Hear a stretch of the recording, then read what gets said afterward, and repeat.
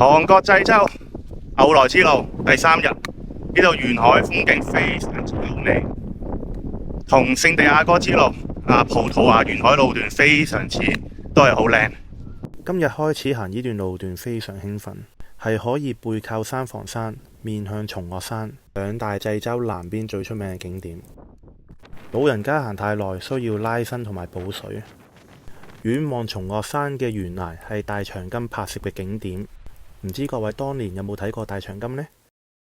而家沿住松嶽島嘅海邊呢，都啱啱好一個圈啊！一直都係有個爬坡路段啦，高唔算好高啊，但係一直攀升緊。而家主要呢係我嗰個大髀外側髖關節嗰個位呢有啲拉傷咗，所以行嘅時候呢都係有啲痛痛地嘅。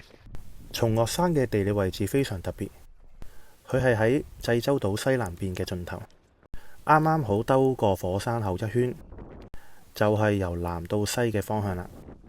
完成松嶽山路段，繼續上路，嚟到黑暗旅遊嘅路段。黑暗旅遊係指去死亡或者悲劇嘅地方作旅遊嘅紀念或者見證。大家望下呢兩個詞係咪感覺好靚？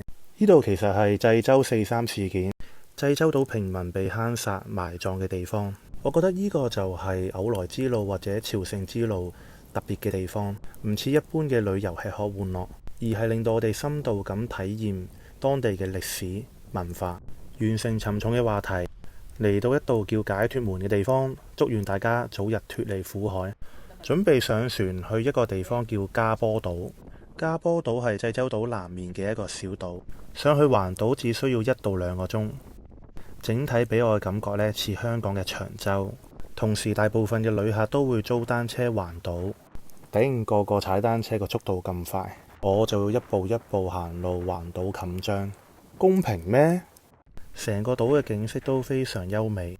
完成加坡島嘅2個冚章，亦都代表今日嘅旅程結束完。